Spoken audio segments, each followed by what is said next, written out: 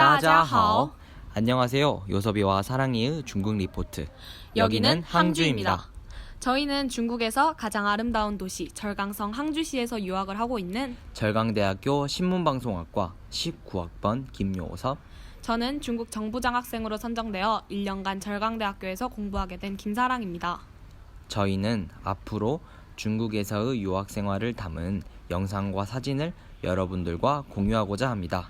뿐만 아니라 중국 현지의 언론을 전달해드림으로써 현재 중국의 상황과 여러분들이 중국을 좀 더 알고 쉽게 이해할 수 있도록 도와드리겠습니다. 저희는 여러분들께 중국의 모습과 유학생활 중에 보고 느끼는 것들을 있는 그대로 생생하게 전달하는 리포터가 되겠습니다. 감사합니다. 그다음 내지와 내륙과 홍콩, 마카오, 그다음에 대륙과 대만 지구의 합작 발전. 이건 뭐 최근에 홍콩 문제 때문에 또 이 부분이 또 새롭게 불거지고 있는 부분이고, 또 엊그저께 대만을 끌어들이기 위한 또 다양한 유인책이 또 중국 그 지도자로부터 발표가 됐습니다. 세계 경제 정책에 적극적으로 참여하면 국제적 책임과 의무를 적극적으로 부담하겠다. 공공 서비스 제공을 증가시키겠다. 이런 목표도 있고요. 탈빈곤을 위한 견고한 프로젝트 실시, 그다음에 교육을 질적으로 제고시키겠다. 취업과 창공을 촉진하겠다. 수익 격차를 축소시키겠다. 보다 공평하고 지속 가능한 사회보장 제도를 건립하겠다. 건강한 중국 건설을 추진하겠다. 인구의 균형 발전을 촉진하겠다. 당이 주도하는 경제사회 발전 공작체제의 기제를 완비시키겠다. 인민군정의 단결 분투 동원, 인재강국 건설 가속화, 법치사유 운영과 법치 방식의 추동 발전, 사회법치의 강화와 창신, 이런 35개에 달하는 국가적 목표를 얘기를 했습니다.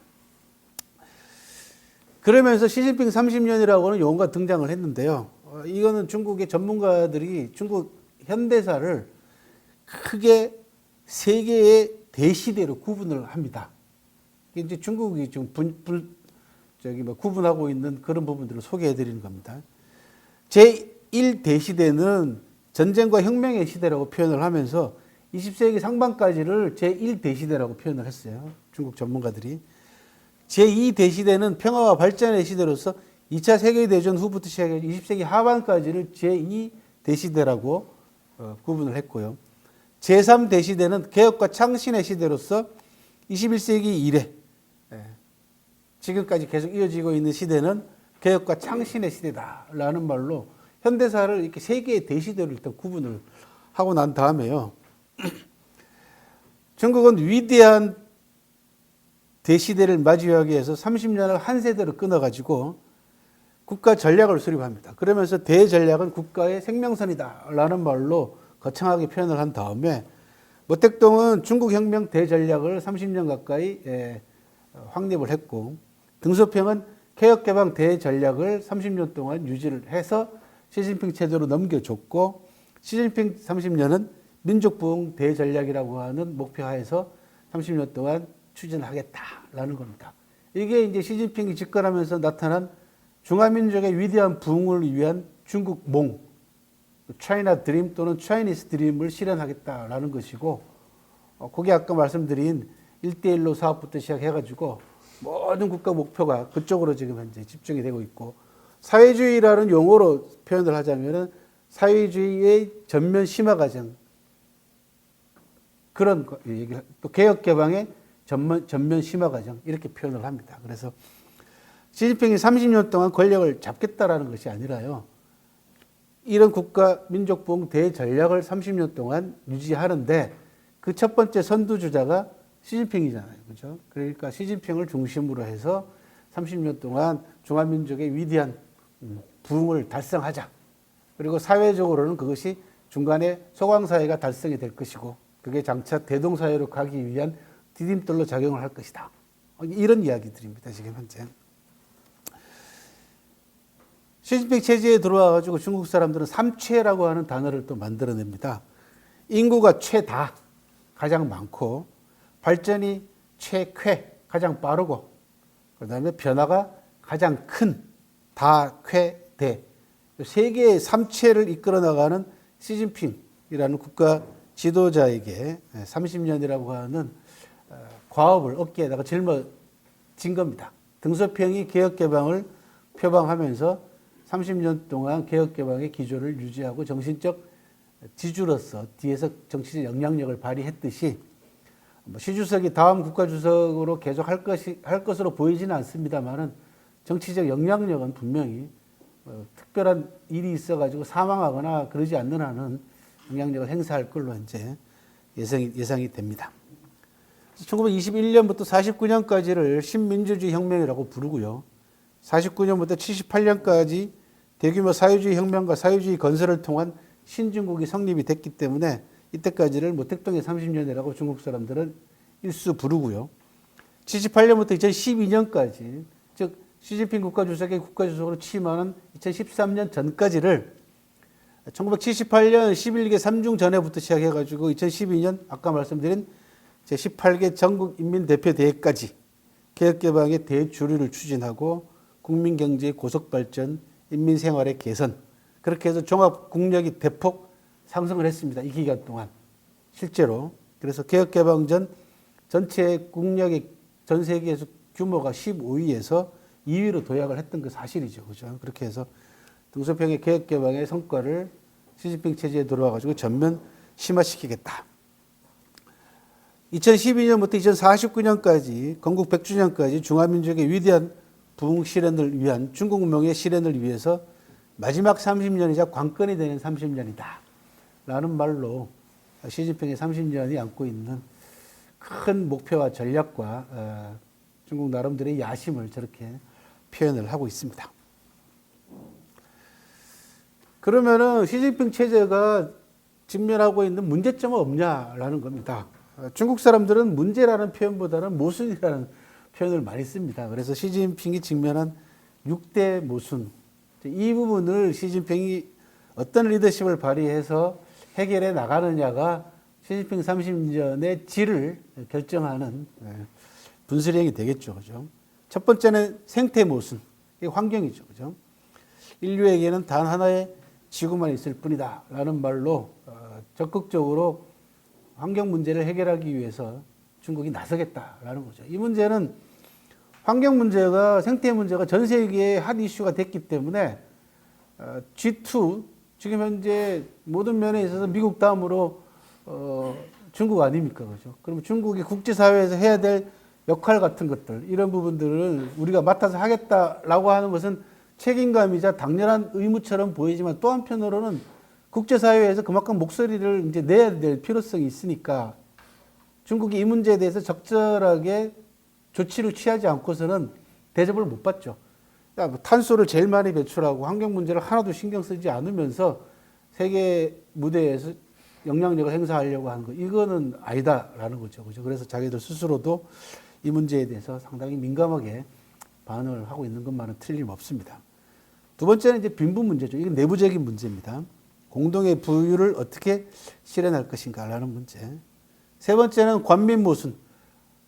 이 공산당이 관료주의화가 이제 심각하게 100년 가까이 되다 보니까 관료주의가 심합니다. 그래서 이 관과 민의 모순을 어떻게 해결할 것인가.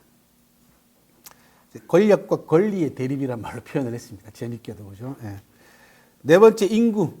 뭐 인구는 굳이 말씀 안 드려도 현재 인구는 14억입니다. 앞으로 16억까지 증가하고 멈출 걸로 이제 예상을 하고 있습니다. 그래서 뭐 인구가 지나치게 많은 건 틀림없죠, 그죠? 그 16억 인구를 골고루 부유하게 잘 살게 만들려면 얼마나 힘이 들겠습니까? 그래서 인구 문제가 상당히 심각하다. 또 여기에는 지난달 차이나 리포터에서 말씀드린 노령화 문제가 또 포함이 되기 때문에 이 문제도 또 굉장히 심각한 문제 가운데 하나입니다. 그 다음에 관념적인 모순이죠. 그러니까 이게 이제 국민들의 민심에 대한 이야기입니다. 사회적으로 공동인식을 어떻게 응집할 것인가라는 부분. 아무래도 경제가 발전하다 보면은 그 14억 인민들의 요구가 다양해질 것이고, 홍콩 문제에서 보셨다시피 자유에 대한 보다 많은 요구가 중국 내에서도 이루어질 가능성이 점점 커져갑니다. 최근에 제가 유튜브를 보다가 재미난 걸 하나 발견한 게 뭐냐 그러면 아마 우리 동포가 만드는 것 같아요. 뭐 동영상이나 이런 건 거의 없는데 댓글만 가지고 뉴스를 전해주는데 댓글도 무슨 댓글이냐 그러면 중국 축구 대표팀 성적만 가지고 댓글을 다는데 엄청나게 재밌습니다. 지금 중국이 축구에 쏟는 예산이나 그다음에 축구 선수들의 연봉이나 이런 거에 비해서 성적은 아주 저 밑바닥이거든요. 형편없거든요. 그러니까 중국 국민들이 인민들이 중국 축구 국가대표들이나 뭐 U19, 18 국가대표들에 대한 조롱이 이만저만이 아닙니다. 그런데 그 조롱 가운데 제일 재미난 건 뭐냐 그러면 쟤들은 실력으로 들어간 게 아니고 집안으로 들어가는 거지부터 시작해서 예. 쟤들은 코치가 누군지도 모르고 뽑아. 왜? 아버지를 뽑으니까부터 시작해서 이렇게 별의별 댓글들이 다 올라옵니다. 근데 거기 보면은 우리하고 비슷합니다. 우리 특수저 문제부터 뭐 그다음에 갑질 문제 이런 부분들 있잖아요, 그죠? 그래서 아마 이 축구 스포츠 경기이긴 합니다만은 중국도 이런 내부적인 불만을 어떤 방식으로 해소할 것인가가 굉장히 심각한 문제죠. 이게 바로 관념 모순입니다. 결국은 관념 모순은 빈부의 모순하고 직결이 되는 것이고, 그죠? 결국은 14억 인민들의 생활하고도 연결되는 문제이다 보니까 아마 여러 가지로 머리 아플 겁니다. 지도자들이. 여섯 번째, 지난번에 잠깐 말씀드렸습니다.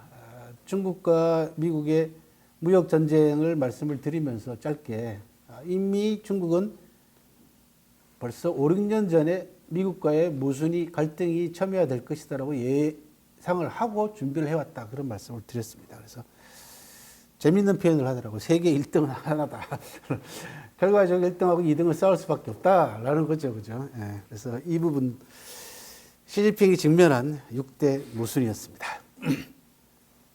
그리고 올해 제19개 사중 전회에서 2019년 10월 28일부터 31일까지 이 전회에서 생태 문제가 거론이 됐습니다. 바로 이 뉴스를 두 친구가 꼭지를 보내온 겁니다. 그래서 이 뉴스를 이해하시려면 지금까지 쭉 설명해드린 한 30분 동안 설명해드린 이런 용어들을 알고 계셔야지 이해가 되실 것 같아서 준비를 했습니다. 중국 특색 사회주의의 완비를 위해서 13개 항목의 견지와 보완이라고 하는 회의 결과가 나왔습니다. 그래서 생태 문제와 관련해서는 생태 문명 제도 체계를 견지하고 보완해서 요즘 이제 중국에서 가장 많이 쓰고 있는 단어가 견지와 보완입니다. 지금 그 이전에 확정해 놓은 인민대회라든지 정협이라든지 모든 전체 큰 회의를 통해서 확정해 놓은 목표들을 견지해 나간다는 거죠. 수정하거나 바꾸거나 엎어버리거나 없애버리는 것이 아니라 꾸준하게 견지해 나가되 보완하겠다라는 겁니다. 그래서 최근에 중국 최고 대표들, 리더들 회의에서 가장 많이 등장하는 두 단어입니다. 견지와 보완입니다. 사람과 자연이 조화로운 공생을 촉진한다는 생태 문명 건설의 근본적인 준수와 행동 지침을 확인한다. 그러면서 생태가 흥하면 문명이 흥하고 생태가 쇠하면 문명이 쇠한다. 생태 문명 건설은 중화민족의 영원한 발전과 관련된 천년대계다. 라는 용어들이 나왔습니다.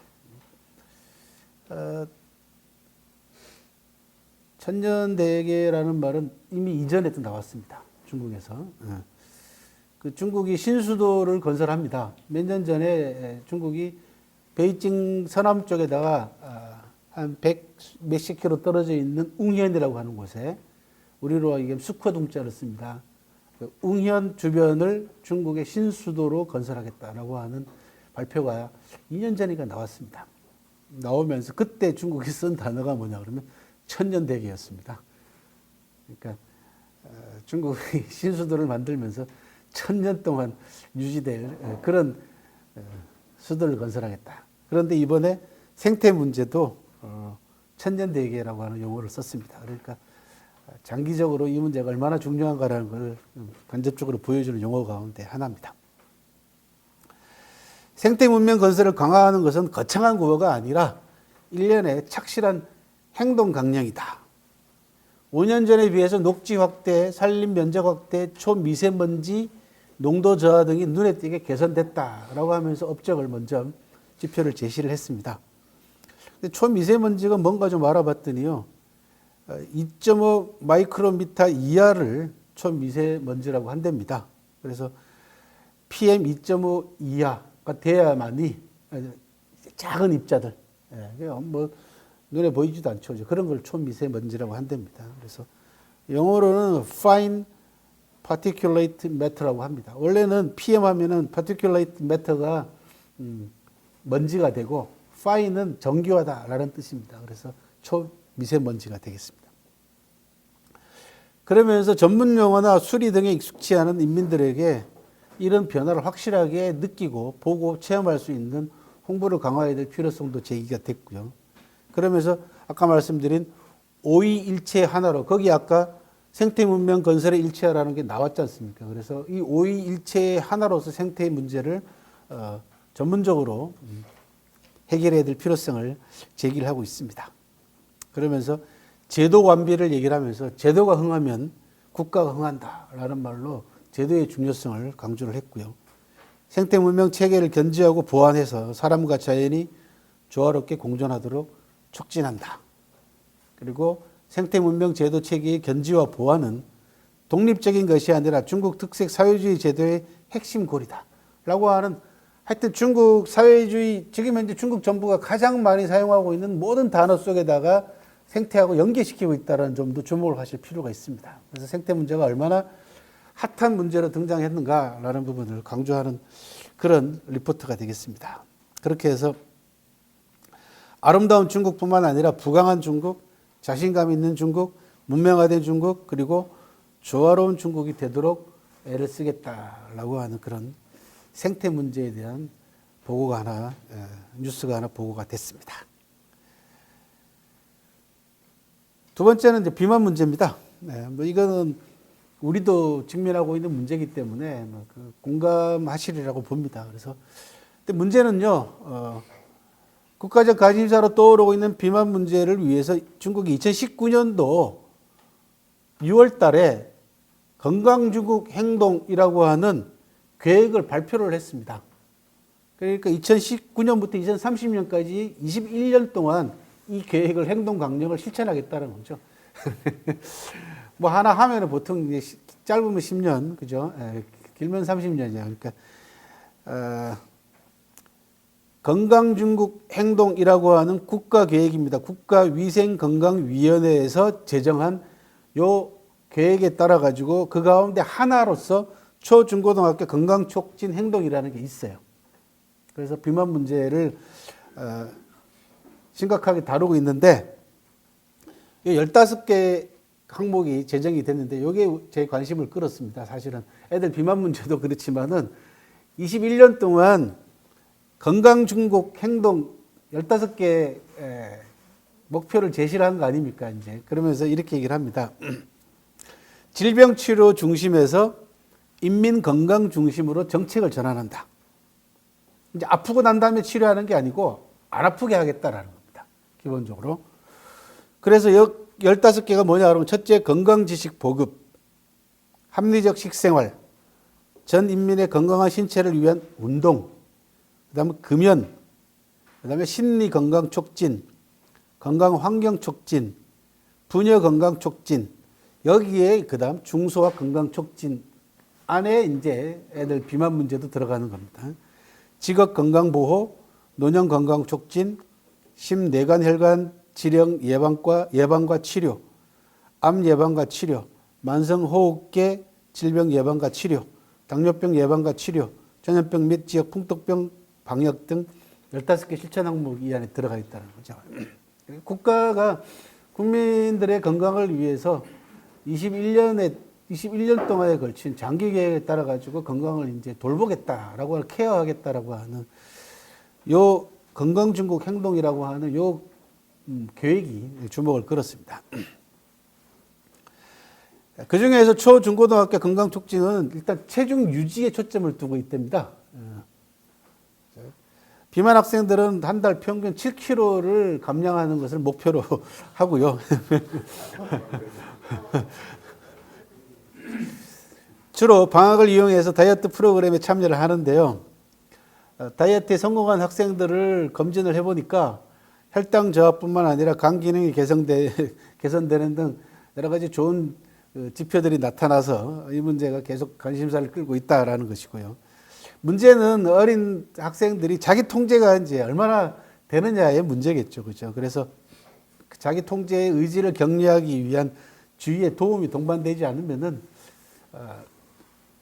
달성하기 어렵죠. 대단히 어렵습니다. 그죠? 요즘 같은 환경에서는. 그래서 북경대학교 국제병원 내분비과 주치의 의사는 최근에 다이어트 진료를 받는 젊은 사람들이 확실히 많아졌다라고 하면서 청소년들의 비만은 대다수가 단순성 비만이다.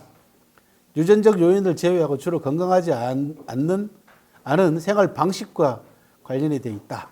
그래서 합리적인 식습관과 운동이 체중 감량하는 데 도움을 준다고 지적하면서 불량한 식습관이 가장 큰 문제다.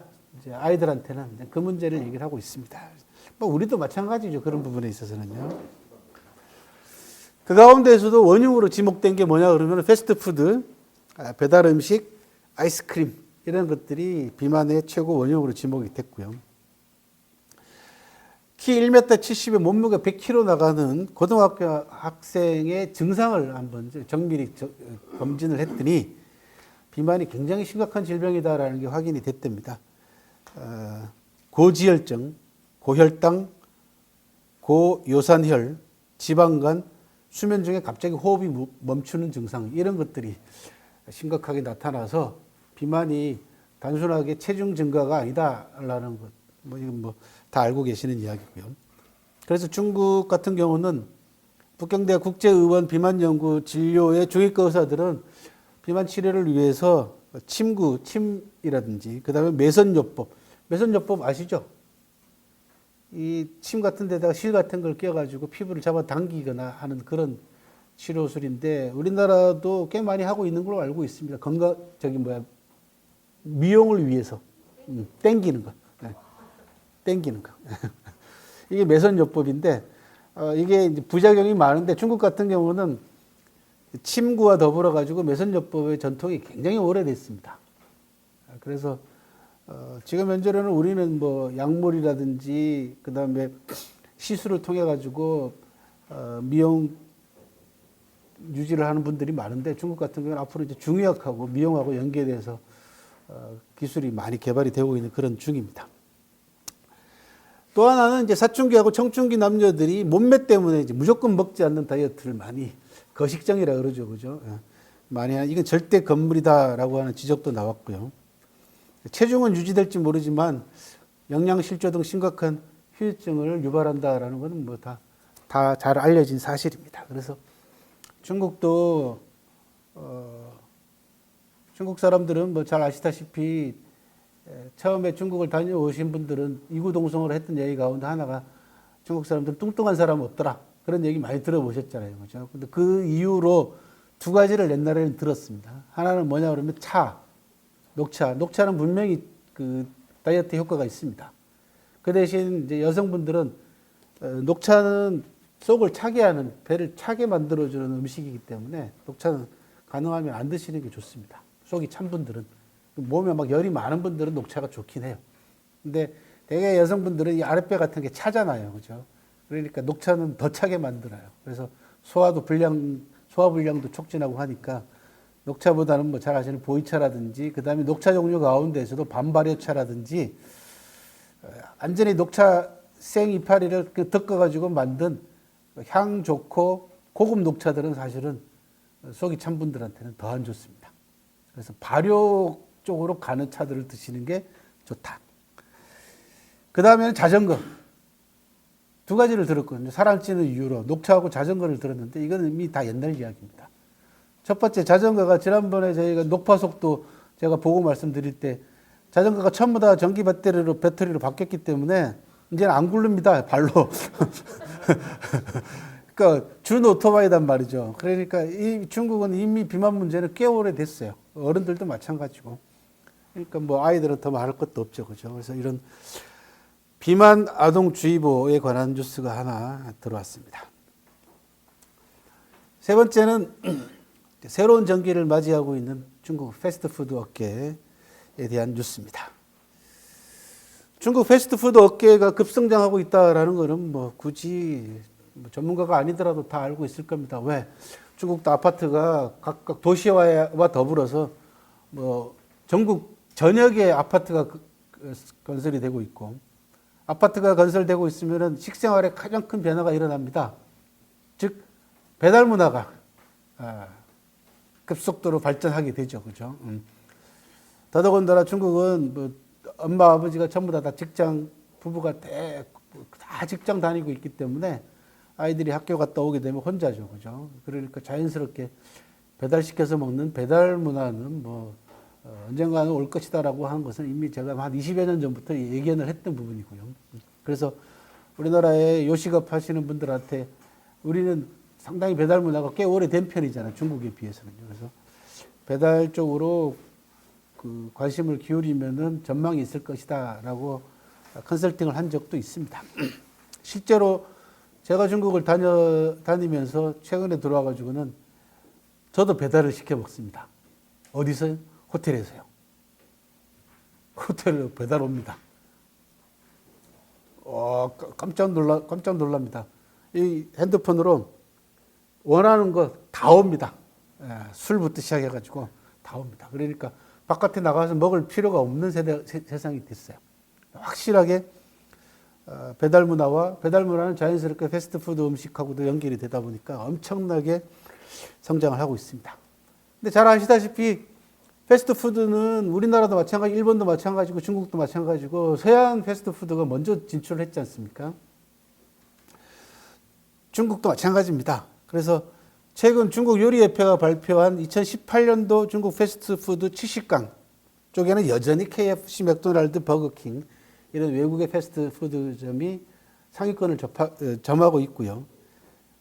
중국 기업으로 대약진을 보이고 있는 두 패스트푸드 기업은 라오샹지라고 하는 가운데 있는 향자는요, 고향할 때 향자예요.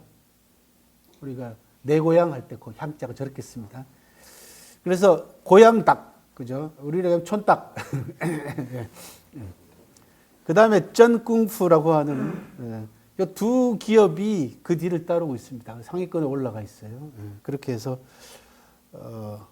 주목을 받았는데 중국과 서양 패스트푸드의 공존 현상은 당분간 계속되리라고 봅니다, 이제. 그래서 이 현상에서 가장 주목해 볼 만한 건 뭐냐 그러면은 서양의 패스트푸드 기업들이 품질과 환경을 업그레이드 시키면서 중국의 패스트푸드도 거기에 따라가지 않으면 안 되는 동반 발전과 성장, 실적 성장이 이루어지고 있다는 점이 굉장히 중요합니다. 이 부분이. 잘 아시다시피 중국에 다녀보신 분들은 중국 식당 같은 데 가보면은 여기서 어떻게 밥을 먹어? 라고 인상을 쓸 만큼 환경 위생에 관해서는 발바닥이었거든요. 밑바닥이었거든요. 그런데 KFC나 맥도날드나 이런 서양 그 패스트푸드점들은 주변 환경 뭐 인테리어부터 시작해가지고 전혀 다르게 하다 보니까 중국 사람들도 다 보는 눈이 있는데 특히 중산층들은 더 말할 필요도 없지 않습니까? 그리고 전에도 그런 말씀 드렸습니다만 KFC가 중국에서 난공불락의 요새를 형성하고 있는 가장 중요한 원인은 두 가지가 있다. 요약해서 말씀을 드리면 하나는 현지화 전략이죠. 좀 이따가 또 말씀을 드리겠는데 중국 시안에서 대안탑 주변의 개발비를 KFC가 다 부담을 하면서 대안탑 주변 개발 이후로 그 지역에 당나라 거리가 생기면서 KFC가 시안시로부터 엄청난 특혜를 지금 현재 받고 있는 중입니다. 그래서 투자한 수천억 돈의 몇 배에 해당되는 수익을 현재 올리고 있고 더 중요한 건 뭐냐 그러면 중국 사람들로 하여금 KFC가 친중국 기업이다라는 인식이 확실하게 바뀌었다라는 거죠. 심지어 어떤 사람들은 KFC가 자기네 거라 그래요. 중국 거라고 얘기를 합니다. 두 번째, 이 현지화 전략 가운데서도 가장 돋보이는 대목은 KFC가 메뉴를 다양화시킵니다. 그 메뉴라는 건 대개 햄버거 아니면 뭐 치킨이었지 않습니까? 이 패스트푸드는. 근데 KFC는 뭘 갖다가 개발하기 시작했냐면 죽을 개발을 합니다. KFC 웬만한 큰 데 가면요. 죽만 수십 종류가 있습니다. 왜냐? 먹으러 오는 애들은 애들이지만 데리고 오는 사람들은 할머니, 할아버지. 애들을. 그래서 이제는 단순하게 아동들이 감자튀김이나 닭다리나 뭐 햄버거 먹으러 오는 동네가 아니라 모든 사람이 와서 먹을 수 있는 곳으로 이제 패밀리 레스토랑 비슷한 개념으로 이제 자리를 바꿨다는 거죠. 거기에 이제 친환경에다가 그 다음에 재료는 그 지역에서 나는 가장 신선한 재료를 갖다가 쓰는 뭐 이런 그러다 보니까 자연스럽게 중국 기업들이 중국 패스트 기업들도 따라할 수밖에 없는 왜 시장은 점점 커져가는데 선전되어 있는 이 사람들이 앞서 나가니까 이 서양 패스트푸드의 벤치마킹이 기본 일상화되어 있습니다.